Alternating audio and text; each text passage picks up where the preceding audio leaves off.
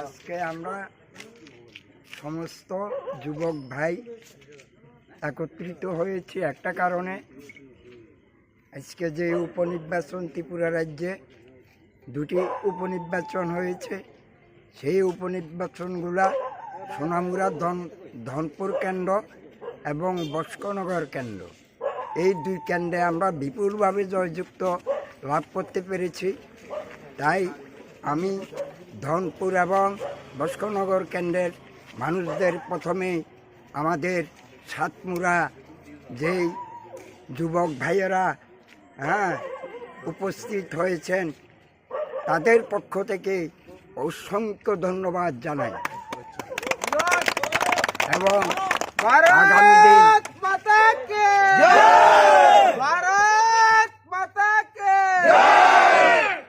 এবং আগামী দিন আমাদের এই যুবক ভাইয়েরা যে একত্রিত হয়েছেন ওনাদের একটা উদ্দেশ্য, সেই উদ্দেশ্য সফল করার জন্য যে ত্রিপুরা রাজ্যে তোলাবাজি চলছে, এই তোলাবাজির বিরুদ্ধেই আমাদের সমস্ত যুবক ভাইয়েরা জাগ্রত হয়েছেন।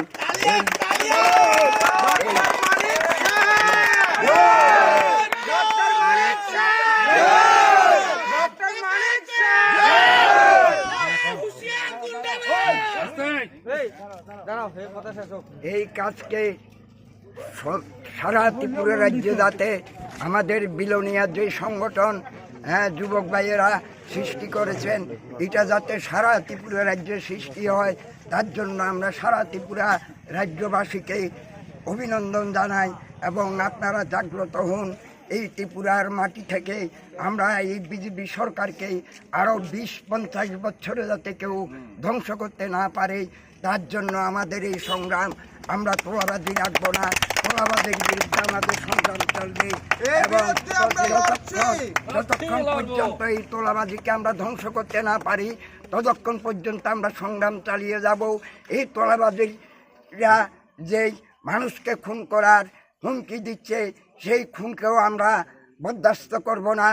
আমরা ওদের বিরুদ্ধে রুখে দাঁড়াবো এবং সারা ত্রিপুরা রাজ্যের সমস্ত জনগণকে রুখে দাঁড়ানোর জন্য ত্রিপুরা রাজ্যকে আমরা সুষ্ঠু ত্রিপুরা এবং সুন্দর ত্রিপুরা বাস্তবায়ন করার লক্ষ্যে এবং আমাদের প্রিয় মুখ্যমন্ত্রী মানিক সাহার যেই চিন্তাধারা, যেই বাস্তব চিন্তাগুলো উনি করছেন ত্রিপুরার মানুষকে জাগ্রত করার জন্য এবং ত্রিপুরার গরিব অংশের মানুষদের উনি স্বনির্ভর করার জন্য ওনাকে আমরা ধন্যবাদ জানাই।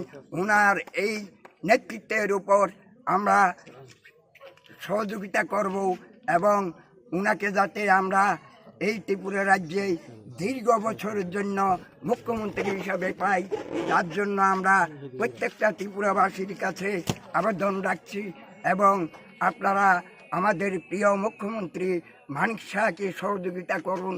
ওনার যে কর্মসূচির মধ্যে প্রত্যেকেই আজকে সমানভাবে ওনাকে সাহায্য করা একান্ত প্রয়োজন হয়ে দাঁড়িয়েছে।